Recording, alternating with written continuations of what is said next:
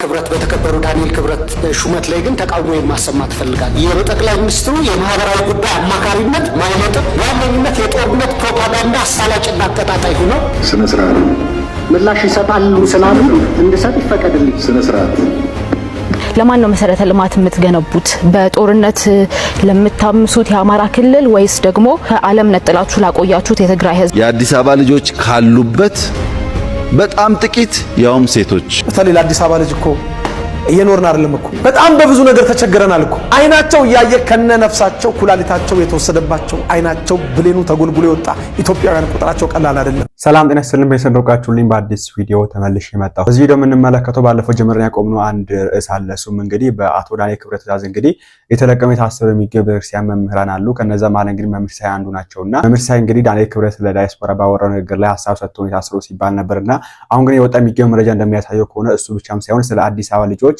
ያነሱት አንድ ሐሳብ አለ። በዛም ኬዝ ታስሮ የተማን ነው የሚገኘው። እስቲ ምንድነው ጉዳዩ ምን ብሎ ነው የሚለው ነገር የማስመለከታችሁ ነው የሚሆነው። ለዚህ ነው በፓርላማ ውስጥ እንግዲህ ግብግብ የፈጠረው የአቶ ዳንኤል ክብረትን የአቶ ደሳለኝ ጫነው የቃላት ውርወራ አለ። እሱን የምንመለከት ነው የሚሆነው። ሰብስክራይብ ምንድነው የማታደርጉት? ለምንድነው የማታደርጉት? አሁን ማርኩ መጀመሪያ እስቲ ወደ ዳንኤል ክብረትና ወደ ደሳለኝ ጫነው ጉዳይ ከመያችን በፊት ወደ አዲስ አበባ ልጆች እንሂድና የአዲስ አበባ ልጆች እንግዲህ አሁን ያሉበት ሁኔታ የሚገልጽ አንድ ቪዲዮ ሰሞኑን እንግዲህ ትሬንድ ሆኖ ይገኛል በሶሻል ሚዲያ ላይና እስቲ እንደም ስሙት። ቆይ ግን ያኔ የወያኔ ጊዜ እነዛ ሰልፍ ስንወጣ ስንበተበት መንገድ ሲዘጋ የነበረው ምን አተን ነው? ምን አተን ነው? ነዳጅ ከሆነ በ28 ብር ቀርተን ከመቀሌ እስከ ሙያሌ ከሐረሪ እስከ ጋምቤላ በነፃነት ተንቀሳቅሰን እንደፈለግን ወጥተን ገብተን ሰርተን ምን ነበረ አተን የወጣ ነው። አሁን ግራ እየገባን ነው። አሁን ካጣኑ ብላተናል። ለምን ነበር ያኔ የወጣ ነው? ምን አተን የወጣ ነው ያኔ? አሁንስ ምን ተሻሽሎልን ነው የተው ነው?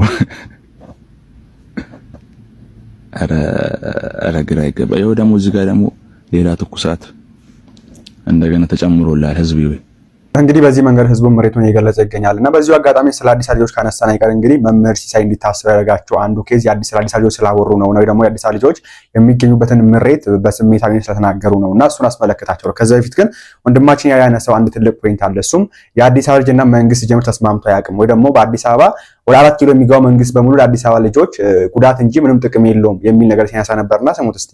እኔ አዲስ አበባ ተወልዶ እኔ ባለውበት እድሜ ይሄን ያላመስ ስኖር መንግስትን የደገፈ አዲስ አበባ ልጅ አላውቅም። ለአዲስ አበባ ልጅ የሚመች ወይ ደግሞ 4 ኪሎ ቤተ መንግስት ለ4 ኪሎ ልጅ ለካሳንቺስ ለፈረንሳይ ለኮልፌታ ለፈረንሳይ ልጆች ለካሳንቺስ ልጆች በአጠቃላይ ለአዲስ አበባ ልጆች የትኛውም 4 ኪሎ የገባ መንግስት ለአዲስ አበባ ልጅ ተመችቶ አያውቅም። የአዲስ አበባ ልጅ ሁሉ ጊዜ ዋጋ እንደከፈለ እንዴት የአዲስ አበባ ልጅ ሆነ በዚህ ደረጃ መንግስቴ ጠቅላይ ሚኒስትሪ እያልክ ልታሸበሸብ ትችላለህ። የካሳንቺስ ሰዎች ያሳዝኑ፣ የሪበ ከንቱ ልጆች ያሳዝኑ። የአዲስ አበባ ልጅ ስራ ፈቶ ሱሰኛ መሆኑ ያሳዝነ። በየበረሃው እየተንከራተ ሊቢያ በረሃ ሜዲትራል ባህር ውስጥ ጠልቀው ይሞቱ፣ አስክሬናቸውን ጅብ አንበሳ ይበላው፣ በማያምኑ ሰዎች በእሳት ሰንሰለት የሚገረፉ ሊቢያ በረሃ ላይ እነዛ ሁሉ የአዲስ አበባ ልጆች ያሳዝኑ። የከረዩ ልጆች፣ የተክልዬ ልጆች፣ የጎማ ተራ ልጆች አያሳዝኑ? በዛ ደረጃ የኔ መንግስት አንደኛ ነው ብለህ ቲሸርቱን ለብሰህ ትዞራለህ። እንደሰማችሁት ነው እንግዲህ በዚህ ጉዳይ ላይ ጠቅላይ ሚኒስትር ሐሳብ አለና ወይ ደግሞ ገና ከጀምሮ ችግሩ የሚገኘው የአዲስ አበባ ልጆች ጋር ነው ወይስ ደግሞ መንግስት ጋር ነው ደግሞ ወደ 4 ኪሎ በሚገባው መንግስት ላይ ነው የሚለው ነገር ጠቅላይ ሚኒስትር ዶክተር አብይ አህመድ ያነሳው አንድ ሐሳብ አለ። እሱን አስመለክታችኋል። ጠቅላይ ሚኒስትሩ ነገር ስለ አዲስ አበባ ልጆች ከመስማታችን በፊት መምህር ሲሳይ እንዲታሰሩ ያደረጋቸው አንዱ ነገራቸው ምንድን ነው የሚለውን ነገር እስቲ አጠር አድርገን ለማየት እንሞክር። ትንሽ ሀገሬን እወዳለሁ። በፍጹም ከዚህ በፊት የነበሩትን የውጭ ሀገር መሄድ እድሎች እንደኔ ሀገሬ ላይ ነጭ በልቼ ነጭ ነድቼ ነው የምኖረው ነጭ ለብሼ ብዬ ብዙ እድሎቹን ያሳለፍኩት ልጅ አሁን በዚህ ሰዓት አይደለም አሜሪካ አይደለም አውሮፓ ከኢትዮጵያ የተሻለ አፍሪካ ኡጋንዳና ቢሉኝ ይሄዳለሁ። ኡጋንዳና ቢሉኝ ይሄዳለሁ። በተለይ ለአዲስ አበባ ልጅ እኮ እየኖርን አይደለም እኮ በጣም በብዙ ነገር ተቸግረናል እኮ። 5 ደቂቃ እኮ ቆመን እንኳን 5 ደቂቃ ቆመን መንገድ ዳር ስልክ ማውራት እኮ አንችልም እኮ 5 ደቂቃ። በዚህ በኩል የኑሮ ውድነቱ ያሰቃየናል። በዚህ በኩል ሌላውን ተወውና እስቲ አንድ ነገር ልንገር። አዲስ አበባ ውስጥ በቀን ሳይቀጣ እኮ የትራፊክ ቅጣት የሚኖር እኮ አሽከርካሪ በጣም በጣት የሚቆጠር ጥቂት እኮ። በትራፊክ ፖሊሶች በመደበኛ የትራፊክ ፖሊሶች እንቀጣለን። በአዲስ አበባ መንገድ ትራፊክ ማኔጅመንት ሰራተኞች እንቀጣለን። የፌዴራል ፖሊስ ልብስ በለበሱ የትራፊክ አባላት እንቀጣለን። እነዚህን ሁሉ አልፈን እቤት ገብተን በደንብ አስከባሪ አረ በብዙ ነው የምንሰቃየው እኮ በቃ ታውቀዋለህ። እኔ ይሄንን ቪዲዮ ለመስራት ወደዚህ ስመጣ 1500 ብር ተቀጥቻለሁ። አሁን ከ30 ደቂቃ በፊት ነው ማለት አሁን ዛሬ 11:07:18 አሁን ተቀጥቻለሁ። የተቀጣውበት ቅጣት በጣም የሚያስቅ ነገር ነው። እድሉን አግኝተው ብዙዎች አሁን ቢነግሩ በጣም በቀመሩናል። 1500 ብር አስበዋል። ከ30 ቀን እንደው 15ቱን ቀን ራይዶች ቢቀጡ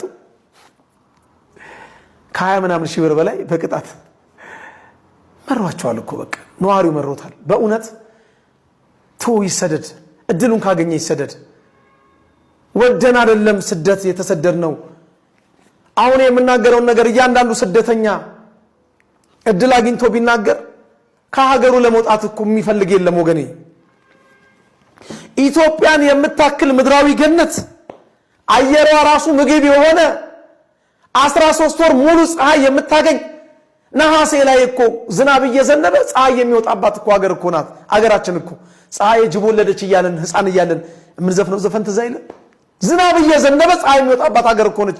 እቺን ሀገር እኮ ጥሎ ለመሰደድ የሚፈልግ የለም። ከሁለት ከሶስት ቀን በፊት እኮ ከሳውዲ አረቢያ በሺህ የሚቆጠሩ እህቶቻችን እኮ ነጭ ቲሸርት ለብሰው በስራና ክህሎት ሚኒስቴር የሄዱ ሰዎች ተመልሰው መጥተዋል። ከስደት ማለት ነው። የሚቀበላቸው አጥተው የሚላስ የሚቀመስ የሚለበስ የሚጎረስ አጥተው ማለት እኮ ነው።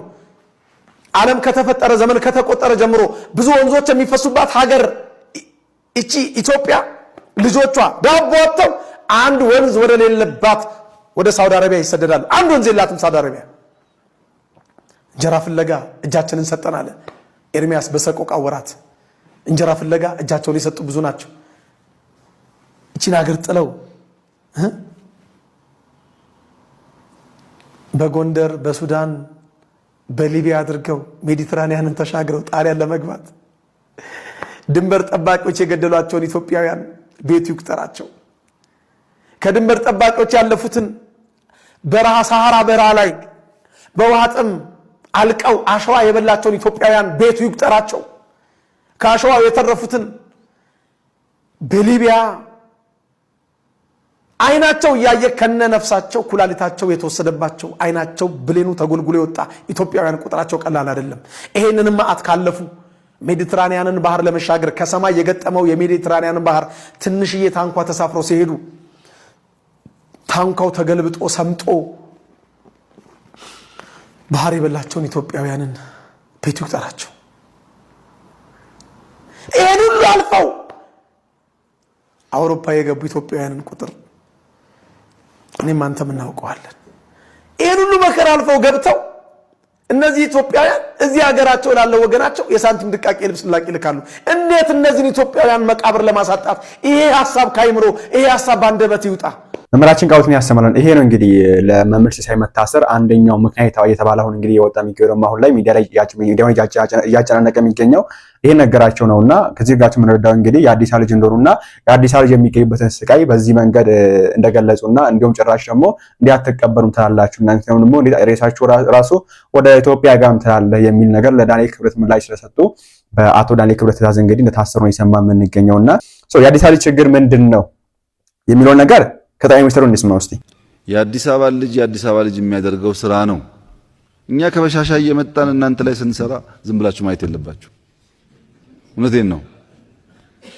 እና ስራ አለ ጥሩ ሆኖ ጥርጣሬ ያለኝ አዲስ አበባዎች ዝቅ ብለው የሚሰሩ አልመሰለኝም። የምታውቁት የኛ ሰው ደቡብ አፍሪካ ለስራ ሄዶ በጣም በብዙ መከራ ውስጥ አልፎ ሄዶ የማይሰራው ጉድ የለም። ዱባይ ሄዶ የማይሰራው ጉድ የለም። ሳውዲ ሄዶ የማይሰራው ጉድ የለም። ለምን እንደሆነ አላቅም። ከደቡብ መጥቶ አዲስ አበባ ይሰራል። አዲስ አበባ ያለው ሰው ግን ብዙ እንደዛ አይመስለኝም። ብዙ ፕሮጀክት ነው ያለው፣ ብዙ ስራ ነው ያለን እና ያለን ለምሳሌ ታችኛው ቤተ መንግስት 3400 ሰራተኛ ነበረን እስካሁን ከቅርብ ጊዜ ድረስ 3000። በጣም ብዙ ስራ ነው ያለው እዛ። ከዚያ ውስጥ የአዲስ አበባ ልጆች ካሉበት በጣም ጥቂት ያውም ሴቶች ናቸው እንጂ ወንዶች የሉም። እንደምትሰሙት ነው እንግዲህ ይሄን ነገር ሲያነሱ ነበርና ትክክለኛ ንግግር ነው ብዬ አስባለሁ። አዲስ አበባ ልጅ ብዙ ጊዜ እርድናው አለ የከተማ ልጅ የሚባል ነገር ስላለ ዝቅ ብሎ ታች ወርዶ አሁን በዘመኑ ቋንቋ የሚባለው ሰግጦ መስራት የሚለው ነገር ውስጥ መግባት አይፈልግምና እሱ ችግር አለበት። በጎን ደግሞ አሁን ላይ መንግስት እንግዲህ የተለያዩ ፕሮጀክቶች እየሰራ ይገኛል። ልማት ወይ ደግሞ ይሄ ምንድነው ኮሪደር ልማቱ ጋር ተያይዘው የተለያዩ ፕሮጀክቶች እየሰሩ ይገኛሉና ይሄ ነገር የአዲስ አበባ ልጆች ያማክለው ነው ስንመለከት ፐርሰናሊ ከጠይቃችሁ አያማክልም ወይ ደግሞ የአዲስ አበባ ልጆች አይመለከትም። ለምሳሌ ያክል እየሰራ የሚገኘው ለምሳሌ ያክል ሜዳ እናንሳ። ኳስ ሜዳ አለ በየቦታው ሁሉ ላይ አዲስ አበባ ውስጥ ኳስ ሜዳ ነው የምንመለከተው። ወይ ደግሞ ሜዳዎች አሉ፣ ጨዋታ ቦታዎች አሉ፣ ባስኬትቦሎች አሉ ምናምን ነገርና ይሄ ለነሱ እንዲዝናኑበት ነው እና እነሱም እዛ እንዲለማመዱና ለነገ ለሀገር ተስፋ እንዲሆኑ የሚል እምነት ነው እንግዲህ ስራ የሚገኘው ብዬ አምናለሁ። ነገር ግን ራይሊቱ እንደዛ ነው መሬት ላይ የሚመስል እንመለከት አይደለም። ኦኬ ያ እዛ መሬት ላይ ለመጫወት አንድ ወር ለመጫወት በአንድ ሳምንት 3 ቀን ነው የምትጫወተው። አይ ቲንክ 3 ቀን 2 ቀን ነው የምትጫወተው። ለአንድ ወር 200 ሺህ ብር ነው የምትከፍለው ለዛ ሜዳ። የአዲስ አበባ ልጅ 200 ሺህ ብር ከያምቶ ነው የሚከፍለው። ለዚህ ነው የአዲስ አበባ አያማክልም። ይሄ ስራ የሚገኘው ሜዳ በራሱ የአዲስ አበባ ልጅ አያማክልም ወይ ደግሞ የአዲስ አበባ ሕዝብ የተመለከተ አይደለም። ባለሀብቶችም ብቻ ነው የሚመለከተው ያልኩበት ምክንያት ይሄ ነው። ባለሀብቶች ልጆቻቸውን አስልከው 200 ሆነ 300 ሆነ 500 ሺህ ብር ከፍለው ሊያጫወቱ ይችላሉ። 200 ሺህ ብር ባይዘት በጣም ትንሽ ነው። ወጣ ብሎ የሚገኝ ሜዳ ከሆነ ሜቢ ኮንዶሚኒየሞች መሀል የሚገኝ ሜዳ ከሆነ 200 300 ሺህ ልትከፍሉ ትችላላችሁ። ከዛ ግን ትንሽ ገባ ወደ ከተማ ወጣ ያለ ቦታ ላይ የሚገኝ ሜዳ ከሆነ ሚሊዮንስ ነው የምትከፍሉት። ሄዳችሁ አጣሩ ይሄን ነገር እና ለዚህ ነው ቅድም ይሄ ነገር የአዲስ አበባ ልጆች አያማክልም ያልኳችሁና የአዲስ አበባ ልጆች ብቻ የሆነ ፕሮጀክት ቢታሰብላችሁ መልካም ነው ብዬ አስባለሁ። እዚህ ጋር ታይዘ እንግዲህ ከኢህአፓ ፓርቲ ተነሳ አንድ ሀሳብ አለ እንዲሁም ከዚህ ጋር የሚገናኝ ጋር ስለሆነ ስላሰማችሁ። ለማን ነው መሰረተ ልማት የምትገነቡት? በጦርነት ለምታምሱት የአማራ ክልል ወይስ ደግሞ ከዚህ ቀደም በዜግነት ምክንያት ማግኘት የሚገባውን መሰረተ ልማት ለነጠቃችሁት ለአመታት ነጥቃችሁ ከዓለም ነጥላችሁ ላቆያችሁት የትግራይ ህዝብ ወይስ ከመጣችሁ ጀምሮ በጦርነት ላይ ይላለው ኦሮሚያ ህዝብ ነው የሚለውን ብታብራሩልን ጥሩ ይመስለኛል። በተገናኘ ለተነሳው ጥያቄ መሰረተ ልማት ሊቀደም ይገባል የሚል አለ። መሰረተ ልማትን እኛ ተቃውመን አናቅም። መሰረተ ልማት በእርግጥም ሊቀደም ይገባል። የእናንተ መሰረተ ልማት ዴፊኒሽን እና የኛ መሰረተ ልማት ዴፊኒሽን በጣም የተለያዩ ስለሆኑ ነው። ሌላው በጣም የሚያስገርመኝ ነገር ለምታደርጓቸው ተግባሮች በተለይ በፖዚቲቭ መንገድ ህዝብ ይመሰክራል ብላችሁ ህዝብን ምስክርነት ስትጠሩ በጣም የሚያሳዝን ነገር ነው። ምክንያቱም ከዚህ ቀደም ለእናንተ ህዝብ የሚመሰክረው ካሜራ ደቀናችሁና በተወሰነ ጥቅም ደልላችሁ ይሄንን ተናገር ብላችሁ ስክሪፕት ሰጣችሁ የሚመሰክረው ብቻ ነው ለእናንተ ሊመሰክር የሚችለው እንጂ እኛም የህዝብ አካል ነን፣ እኛም እናውቃለን። እኔ ሚዲያ ተቋም ላይ በምሰራ ጊዜ በመቶዎች የሚቆጠሩ በኮሪደር ልማት ምክንያት ተፈናቅለው ንብረታቸውን አጥተው ቤታቸውን በትነው ራሳቸውን ጭምር ያጠፉ ዜጎች ኬዝን አቃለው ስከታተል ነበር። ስለዚህ ያ ሲዘገብም ስታስፈራሩ እንደነበር ደግሞ እናንተም የምትክዱት ሀቅ አይደለም፣ ሚዲያ ተቋማችንንም ጋዜጠኞችን በግልም። ስለዚህ መሰረተ ልማት በመጀመሪያ ምንድነው የሚለውን እናንተ ዴፊኒሽኑን ልትማሩት ይገባል የሚል እምነት አለን። ዴፊኒሽናችሁን ትርጉማችሁን ልታስተካክሉ ይገባል። መሰረተ ልማት ሰዎችን ያስቀደመ የሰዎችን የሰውነት ክብር የዜግነት ቢቀር እንኳን የሰዎችን የሰውነት ክብር ያላጎደለ ሊሆን እንደሚገባ የተለያዩ ዓለም አቀፍ ድንጋጌዎችም ያሰፍራሉ። ከመሰረተ ልማት ጋር በተያያዘ ስማርት ሲቲ ለመገንባት ብቻ አይደለም በመጀመሪያ ደረጃ መሰረተ ልማት የሚያስፈልገው።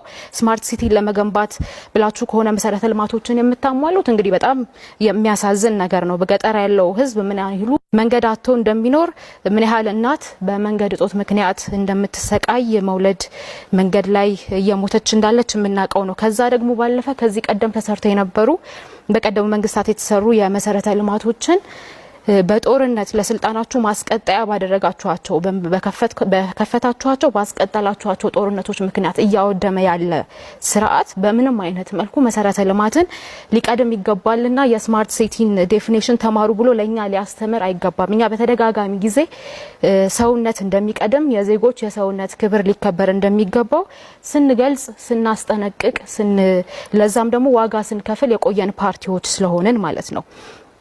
ከዛ ጋር በተያያዘ አሁንም በዚህ ላይ ልናሰምር የምንፈልገው በእኛ እምነት በእኛ ረዳድ አዲስ አበባ የዜጎቿ ሳትሆን የነዋሪዎቿ ሳትሆን የጥቂት የብልጽግናና ከብልጽግና ጋር ትስስር ያላቸው ባለስልጣናትና ዜጎች እንደሆነች እናምናለን። ለዚህ ማስረጃዎች መጥቀስ ይቻላል። አሁን ዝርዝሩ ውስጥ መግባት አልፈልግም ከሰዓት አንፃር። ከዛ ጋር በተያያዘ ደግሞ መንግስት ሆናችሁ እንደ መንግስት ልትሰሩ የሚገባችሁ ግዴታችሁ የሆኑ መሰረተ ልማት አጠቃላይ የህዝብ ተጠቃሚነትን ሊያረጋግጡ የሚችሉ ተግባራትና ሀገራዊ ፕሮጀክቶችን ለፓርቲ መቀስቀሻነት መጠቀም አትችሉ። ይሄ የኢትዮጵያን ህዝብ ማታለል ነው። የኢትዮጵያ ህዝብ አያቅም ተብሎ ወይም ደግሞ ብዙ ከፖለቲካ አርቋል ተብሎ እስከዛሬ ድረስ የነበረው ማጭበርበር ይበቃል። የህዳሴ ግድብን፣ መንገዶችን፣ የተለያዩ ሀገራዊ ፕሮጀክቶችን በምንም አይነት መልኩ ለፓርቲ መቀስቀሻ ሊሆኑ እንደማይገቡ እናምናለን። ያንን ልታረሙ እንደሚገባም እናሳስባለን። ምንም አይደፈለኩ የዋና መልእክት ምንድነው? የሚሰራው ፕሮጀክት ልማቱ በራሱ ሁሉንም ያማከለ ቢሆን ኦኬ፣ ለሀብታሞች ብቻ ባይሆን ኦኬ፣ ለባለጸጎች ብቻ። አሁን አዲስ አበባ ላይ አብዛኛው ነገር ለሀብታሞችን ብቻ ነው እንጂ ኗሪውን አይመለከተውም። የአዲስ አበባ ህዝብ ሲጀምር አሁን ላይ የለም። አዲስ አበባ ጥግ ጥግ ነው የሚገኘው ተወሽጎ እና መሃሉ የማን ነው? መሃሉ ገነት ነው፣ ግን ለማን ነው? ለባለሀብቱ ብቻ ነው። መጀመሪያ መሃል ላይ የነበረው ሰው ሴት ነው የሚመስል እንመለከት፣ ወይ ደግሞ እዛች ቦታ የነበረው ሰው ነው የሚመስል እንመለከት፣ የለም ወደ ጥግ ጥጉን ይዟል። እናንተ በዚህ ጉዳይ ሀሳባችሁን አስቀምጡበት። ነገር ግን መመራችን ምርሲሳይ እንግዲህ ከታሰሩባቸው ምክንያቶች መሃል አንዱ ስለ አዲስ አበባ ድምጽ ስለሆነውና አሁንም ቢሆን መመራችን ምርሲሳይ ሞ ሌሎች መምህራን ፍትህ ይሰጣቸው ማለት ፈልጋለሁ እንዲፈቱ እንጠይቃለን በትህትና። እንግዲህ ያው ከዛ ውጭ እንግዲህ የምንመለከተው የአዛራሳቸው አቶ ዳንኤል ክብረትና የደሳለኝ ጫኔው ግብግብ ነው በፓርላማ ውስጥና ደሳለኝ ጫኔው አንድ ሀሳብ አለ። በዛው ላይ እንግዲህ ግብግብ ተፈጥሯልና ስሙት እስቲ። ክብረት በተከበሩ ዳንኤል ክብረት ሹመት ላይ ግን ተቃውሞ ማሰማት ፈልጋለሁ። ስነ ስርዓት ምላሽ ይሰጣሉ ስላሉ እንድሰጥ ይፈቀድልኝ። ስነ ስርዓት ይሄ ምክር ቤት ነው። የተከበሩ እርሶም ሐሳቦትን አንጸባርቀዋል። የጠቅላይ ሚኒስትሩ የማህበራዊ ጉዳይ አማካሪነት ማይመጥን በዋነኝነት የጦርነት ፕሮፓጋንዳ አሳላጭና አቀጣጣይ ሆነው አግኝቻቸዋለሁ ብዬ አስባለሁ። በብዙዎቹ ተሿሚ እንዲሆኑ በቀረቡት ላይ አስተያየት መስጠት ብፈልግም ጊዜ ለመቆጠብ በሰብሳቢ ሆነው እንዲመሩ በቀረቡት ዳንኤል ክብረት በተከበሩ ዳንኤል ክብረት ሹመት ላይ ግን ተቃውሞ ማሰማት ፈልጋለሁ። አንደኛ የተከበሩ አቶ ዳንኤል ክብረት የሃይማኖት መምህር ሆነው ረጅም ጊዜ የምናውቃቸው ናቸው። ለአንዳንዶቻችን በወጣትነት ጊዜያችን ጽሁፋቸውን እያነበብነ የተማርንባቸው እንዳሪያ የምንቆጥራቸው የነበሩ ሰው ናቸው። ቅርብ ጊዜ የመንግስት ተሿሚ ከሆኑ በኋላ ግን እያደረጉት ያለው እንቅስቃሴ ላሉበት የጠቅላይ ሚኒስትሩ የማህበራዊ ጉዳይ አማካሪነት ማይመጥን በዋነኝነት የጦርነት ፕሮፓጋንዳ አሳላጭና አቀጣጣይ ሆነው አግኝቻቸዋለሁ ብዬ አስባለሁ። በዚህ በጣም አዝናለሁ። ይህ ጉዳይ ባይዘወይ የኔ ጀጅመንት ብቻ ሳይሆን የአሜሪካ ስቴት ዲፓርትመንትም አደገኛና አሳሳቢ ፕሮፓጋንዳ የሚቀሰቅሱ ብሎ ከዚህ አይነት ድርጊታቸው እንዲታቀቡ ብሎ መግለጫ ያወጣባቸው ናቸው። እሱ ብቻ አይደለም። በሰሜኑ ጦርነት ወቅት ሁላችንም የነበርንበት አሰላለፍ ይታወቃል። በዛ ወቅት የቅድስት ኦርቶዶክስ ተዋሕዶ ፓትርያርክ የሆኑትን አረጋዊውን አባት ብፁዕ አባታችንን ለቤተ ክርስቲያን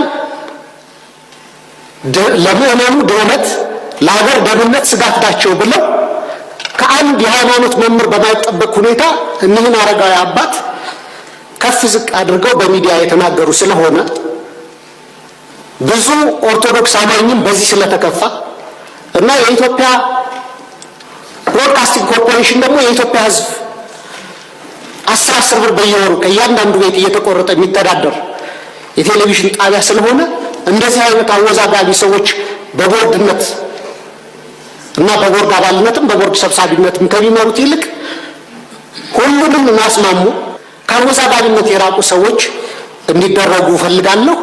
የጠቅላይ ሚኒስትሩ የማህበራዊ ጉዳይ አማካሪ ሆነው ማህበራዊ ትስስር ከማጎልበት ይልቅ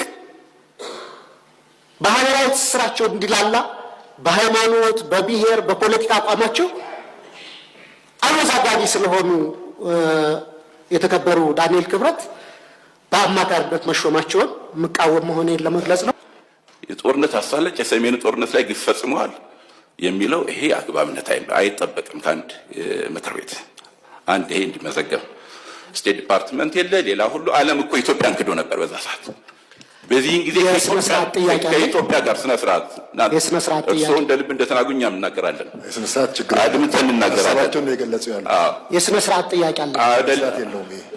ለእኔ መልስ እንዲሰጠኝ የምፈልገው ሞሽኑን ካቀረቡት ጥያቄ የሚያቀርቡት ሞሽኑን ያቀረቡት ወይም በተከበሩ አፈ ጉባኤ እንጂ የተከበሩ የምክር ቤት አባል በእኔ ስነ ስርዓት ምላሽ ይሰጣሉ ስላሉ እንድሰጥ ይፈቀድልኝ። ስነ ስርዓት ይሄ ምክር ቤት ነው። የተከበሩ እርሶም ሀሳቦትን አንጸባርቀዋል። ምክር ቤት ነው። ሌላው ምክር ቤት አባል እኮ ሀሳቡን ማንጸባረቅ አለበት። ይሄ ደግሞ መብት ነው። እርሶ በተለያየ መንገድ በዘለፋም ይሁን በተለያየ መንገድ ሀሳቦት ሲገልጹ ሁሉም ሰው ዝም ብሎ አዳምጧል። እርሶ ባነሱት ሀሳብ ላይ ደግሞ ምላሽና ማብራሪያ ሌላው ሰው ይሰጣል። አፈ ጉባኤው ብቻ አይደለም የሚሰጠው፣ መንግስት ተጠሪ ብቻ አይደለም የሚሰጠው። እያንዳንዱ የምክር ቤት አባል የራሱ መብት አለው። አቋም የመያዝ መብት አለው። ሀሳብ የመስጠት መብት አለው። ስለዚህ እርሶም ከስሜትም ነፃ የሆኑ ይረጋጉ። በእርጋታ ነው ሀገር የሚመራው። ሳይረጋጉ ማይክሮፎን መክፈት አይቻልም። ደንቡን ማንበብ ነው። የምክር ቤት አባል እኮ ይሄን የምክር ቤቱን ደንብ ማወቅ አለበት። እንግዲህ እንደምትመለከቱት ነው ዳንኤል ክብረት እንግዲህ በየቦታው ችግር መፍጠራቸውን ቀጥሏል ማለት ፈልጋለሁ። በዚህ መንገድ እንግዲህ ያው ተቃውሟቸውን የሚያሰሙ የፓርላማ አባላት አሉ በአቶ ዳንኤል ክብረት ላይ እና ያው አቶ ዳንኤል ክብረት የራሱ የሆነ ብዙ ችግር እንዳለበት የምናውቀው ነገር ነው። እውቀት አንዚህ እውቀት ሲበዛ ምን ያደርጋል ይባላልና እውቀት በስቶም ነው እንዳንል የእውቀት ማለት ምን ማለት ጊዜ አንሶም ነው እንዳንል እውቀት እንዳላቸው የምናውቀው ነገር ነው። የሆነው ነገር ግን ዳንኤል ክብረት በዚህ መንገድ ተቃውሞ ያቀርባቸው ይገኛል። ለማንኛውም በዛ በኩል ደግሞ በእሳቸው ትዕዛዝ እሳቸው ተተናገሩ ብቻ እስር ቤት እንግዲህ በአልነ እስር ቤት እንዲያሳልፉ የተገደሉ የሚገኙ ህማማትን አሁን ላይ እስር ቤት የሚገኙ መምህራን ወደ 3 የሚጠጉ መምህራቸው መምህር ሲሳይ፣ ጋዜጠኛ ነጋሽ እንደዚሁም ደግሞ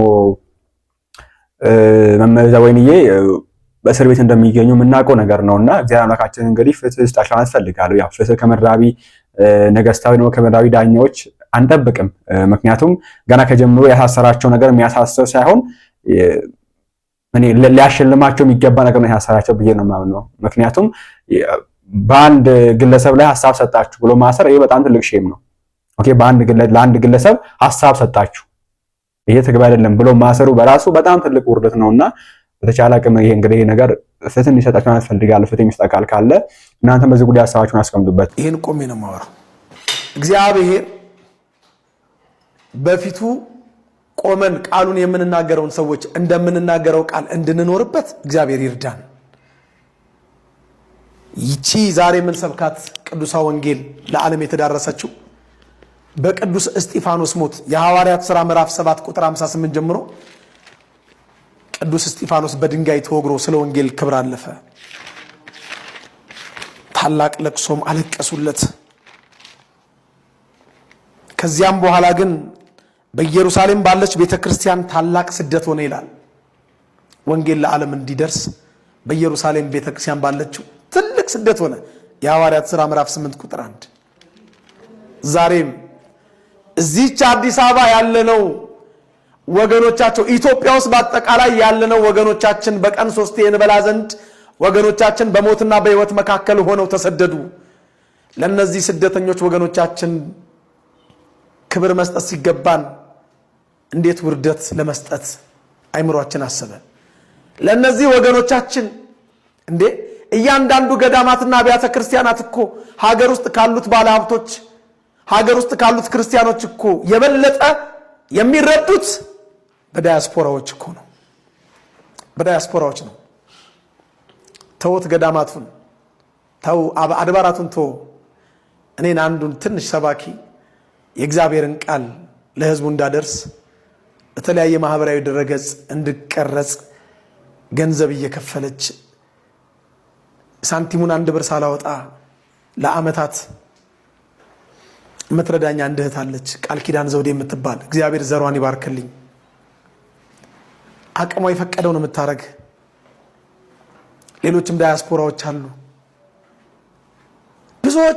ብዙዎችን የሚረዱ ገዳማትን የሚረዱ የብዙ አድባራትና ገዳማትን አገልጋይ ካህናት ደሞዝ ቀጥ አድርገው የሚሸፍኑ የሚከፍሉ። እንዴት እነዚህ ሰዎች አጥንቶቻችን አስከሬናችን ሀገራችን ኢትዮጵያ ይረፍ ብለው ቢናገሩ እንዴት እንደ ክፋት ይቆጠርባቸዋል? አይሆንም። እባክህ እንደ ጠቢቡ ሰለሞን አማካሪ ሽማግሌዎች ምክርህን ለምታማክራቸው ሰዎች አማክርልን። ቀንበሩ ከብዶብናል፣ ቀንበሩን አቅልሉልን። ከብዶናል። አይኖቻችን ላይ ያቀረረውን እንባ ባካችሁ ጥረጉልን። ምን አደረግን? ምን አደረገ የኢትዮጵያ ሕዝብ? ምን አደረገ የአዲስ አበባ ሕዝብ? ምን አደረግን? ይሄን ዛሬ በድፍረት ቆሜ የምናገረው ውስጤ ብዙ የሚያስጮኸኝ ጩጩ የሚል ነገር ስላለ ነው። አግኝቼ ያጣው ነኝ እንደኔ አትኑ እኮ ብሎ ለመለመን አዲስ አበባ ውስጥ የማይቻልበት ጊዜ ላይ ደርሰናል። ለመለመን እኮ ነው ማለት ኒስትሮ ጠርገን ራሳችንን ዝቅ አድርገን በቆሎ ሸጠብሰን ይሄን ክፉ ቀን ለማለፍ እኮ ማንችልበት ጊዜ ላይ ደርሰናል። በገዛ ሀገራችን ራሱ እኮ ስደተኛ ሆነናል። በገዛ ሀገራችን ስደተኛ የሆነው ስደት አንሶን እንደገና እንዲህ አይነት መከራ እንደ ቃሪያ ፍሬ ተበትነው በየዓለማቱ ባሉት እህት ወንድሞቻችን ላይ እባክህ ይሄን ነገር ድጋሚ እንዳትናገረው ሰው ድጋሚ እንዳታስበው በእግዚአብሔር ስም ለምንሃል። ድጋሚ እንዳታስበው። ከቻልክ በማህበራዊ ድረገጽ ወጥተህ በጣም ብዙ ሚሊዮኖች አይተውታል። በስህተት ነው ዳይ ጸልሳን ነው ይቀርበሉ ልል የፈለኩት በዚህ መልኩ ነው ብለህ ይቅርታ ጠይቅ። እናጠፋለን፣ እንሳሳታለን፣ ሰዎች ነን። ይሄ የሰው ባህሪ ነው። እናጠፋለን፣ በስሜት እንናገራለን፣ እናጠፋለን። ስህተታችን ሲነገረን ግን አይናችን ላይ ያለውን አይናር ጠረጉት እንባል ግን እንዴት አይናችሁ ላይ ያለውን አይናር ጠረጉት ትሉናላችሁ ብለን ጸብ ሳይሆን ኤኒዌይስ በቀጣይ እንግዲህ አዲስ ካለ ያላችሁ ምቀርቡን ነው ላይክ እና ሼር ማድረጋችሁ እንዳትረሳሳችሁ ኮሜንት ላይ አስቀምጡልኝ። ቸር ቆዩልኝ።